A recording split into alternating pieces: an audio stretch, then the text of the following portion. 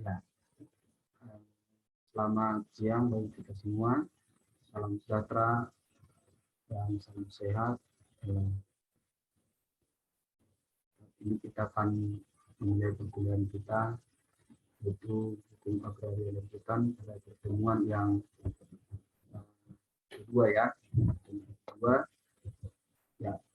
Sebelum kita masuk kepada materi, sebagaimana yang sudah saya sampaikan pada pertemuan kita minggu yang lalu, yaitu terkait dengan kontrak kuliah kita, yang mana di sana sudah disampaikan secara rinci apa-apa yang menjadi hak dan kewajiban kita para mahasiswa dan dosen, ya, termasuk juga berkaitan dengan proses perkuliahan kita untuk selanjutnya secara daring, yaitu pertemuan pertama sampai pertemuan 8 nanti kita akan lakukan daring, dan pertemuan ke-9 sampai 16 nanti kita akan pertemuan tatap muka yang disebut dengan istilah hybrid, ya, hybrid. Saya harap semua sudah mengakses dan sudah memahami segala yang sudah disampaikan di e-learning kita masing-masing. Mohon supaya lebih aktif untuk mengaksesnya, para mahasiswa sekalian, supaya tidak tertinggal informasi, ya. Di samping yang sudah kita buat di kelas ini, yaitu semester 5 mata kuliah hukum agraria dan hutan ini, maka yang lebih lengkap tolong diakses terus, yaitu setiap minggunya learning, ya. Karena di sana sudah disampaikan materi-materi terkait hukum agraria dan hutan sesuai dengan yang tercantum pada RPS kita masing-masing. Untuk itu saya berharap supaya semua mahasiswa lebih aktif untuk berkomunikasi, untuk boleh berbagi satu dengan yang lain terkait dengan proses perkuliahan kita di hari-hari yang akan datang, supaya tidak ada yang tertinggal, dan mohon supaya tetap menjaga jaringan internet supaya stabil, ya. Dan materi-materi yang sudah ada itu saya harap sebelum kita jumpa pada pertemuan, maka semua itu materi sudah dibuka dan dipelajari, baik yang disampaikan melalui link YouTube maupun materi mentahnya yang diunggah di e-learning, ya, sehingga kita akan lebih cair untuk boleh kuliah, cair untuk saling berdiskusi, bertukar pendapat satu yang lain, ya. Oke, tanpa memperpanjang mengulur waktu, saya akan share screen dulu materi kita, itu ini sudah jelas? Sudah ada? Oke, ya. Hukum agraria, ya.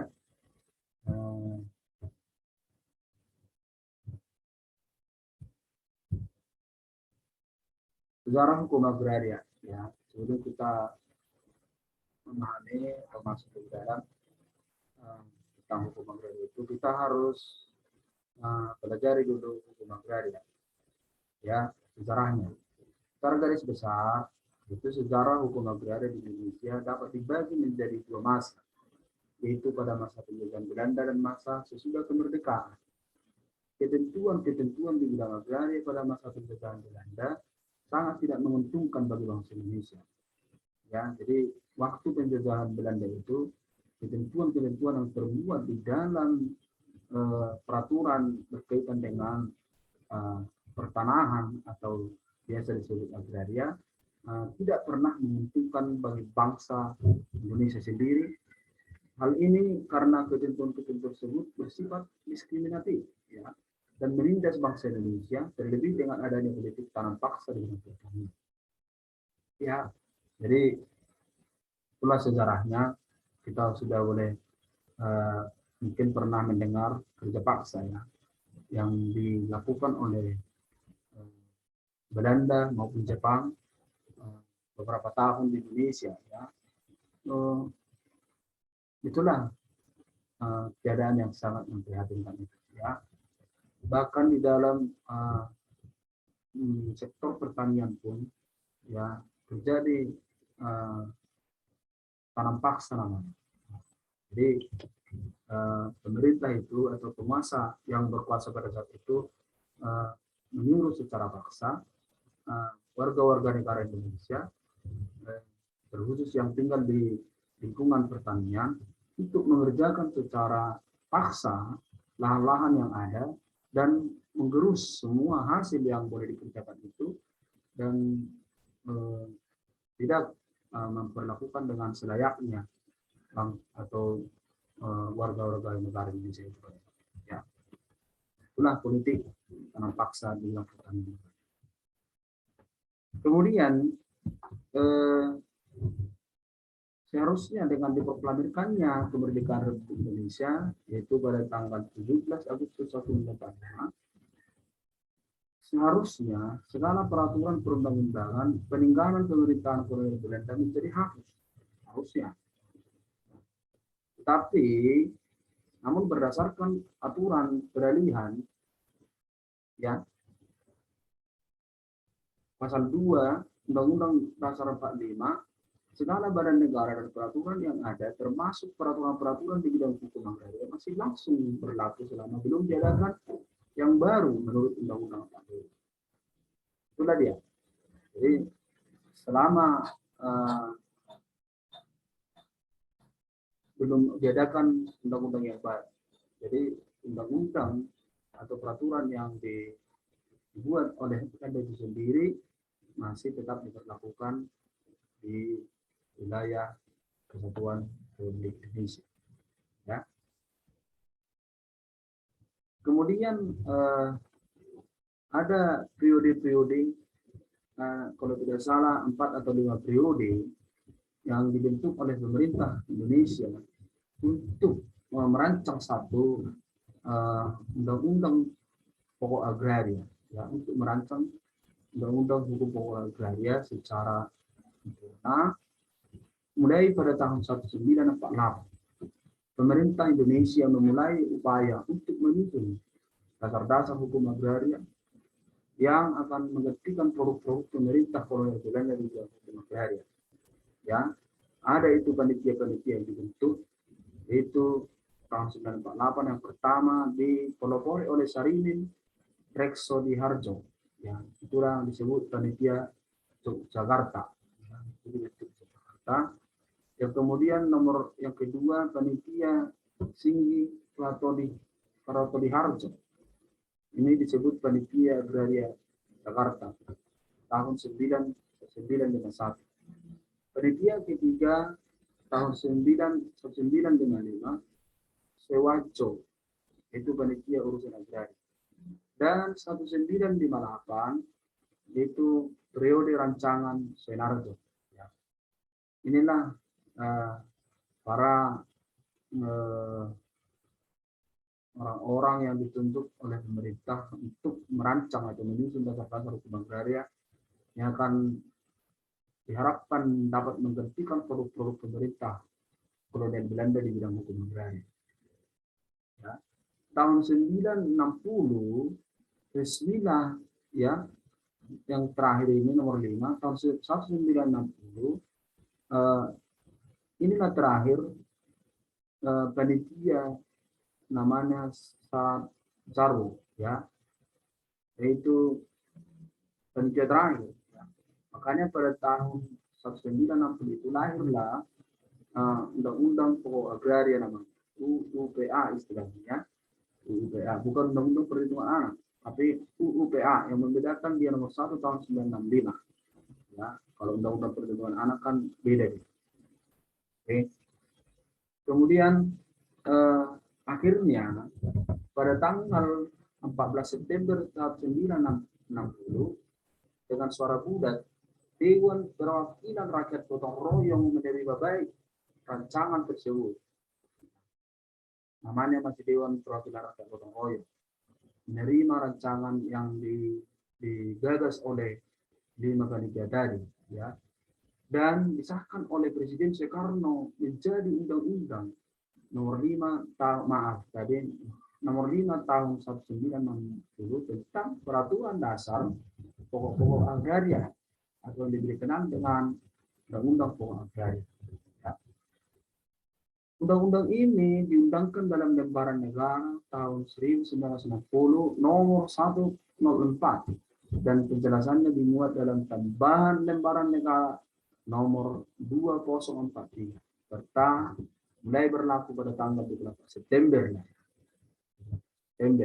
Jadi hampir cuma 10 hari dia sejak diambil suara bulat oleh Dewan Perwakilan Rakyat Gotong Royong, maka sampai tanggal 24 September 11 hari barangkali disahkanlah dan diundangkanlah yaitu yang namanya Undang-Undang Pokok Agraria nomor 5 tahun 60. Kemudian itu tadi ya.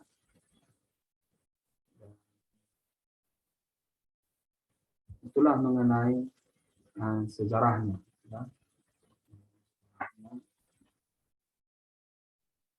Jadi nanti akan kita dalam lagi apa yang akan kita mengerti, apa yang akan kita bahas di dalam undang-undang tersebut, ya, supaya bisa dipelajari, mencari buku-buku yang berkaitan dengan undang-undang Pokok Agraria atau yang berkaitan dengan undang-undang tentang tanah, ya, dan juga bisa dibaca-baca lagi supaya bisa menambah untuk wawasan kita untuk bisa kita diskusikan pada pertemuan-pertemuan berikutnya. Ya, itu saja barangkali sekedar pada pertemuan kita di sesi yang pertemuan kita yang kedua ini. Nanti di pertemuan kita selanjutnya akan kita bahas lagi lebih dalam mengenai materi-materi yang sudah ditentukan. Ya, nanti kalau ada hal yang tidak dipahami bisa kita diskusikan di waktu-waktu yang tersedia dan bisa juga langsung mendiskusikannya di grup yang sudah ada. Oke, nanti mengenai tugas-tugas ya nanti akan saya buat nanti tugas-tugasnya dan saya akan bagi kelompok-kelompoknya nanti supaya diikuti nanti petunjuk pembuatan tugas, petunjuk pembuatan tugas, dan harap sesuai dengan waktu yang ditentukan untuk mengirimkan tugasnya, ya, untuk dapat dinilai, ya. Kalau keterlambatan pengiriman tugas, maka dianggap tidak ada tugasnya, ya. Itu juga menjadi bahan penilaian kami, penilaian saya, dan juga nanti hal-hal yang lain seperti absen dan UTS dan ujian semester, ya. Itu menjadi unsur penilaian yang formal, meskipun ada yang informal, ya, seperti moral dan etik saudara akan tetap nanti kita monitoring, ya. Maka saya harap semua kita untuk boleh semakin aktif, semakin interaktif antara satu dengan yang lain. Jangan saling membiarkan, ya. Saya harap setiap mahasiswa untuk saling mengingatkan hal-hal yang penting dan saling melengkapi, ya. Itu menjadi tanggung jawab kita. Saya pikir sekian dulu, kita sudahi pertemuan kita, sampai jumpa pada pertemuan kita minggu berikutnya. Tetap semangat dan jaga kesehatan. Terima kasih. Assalamualaikum.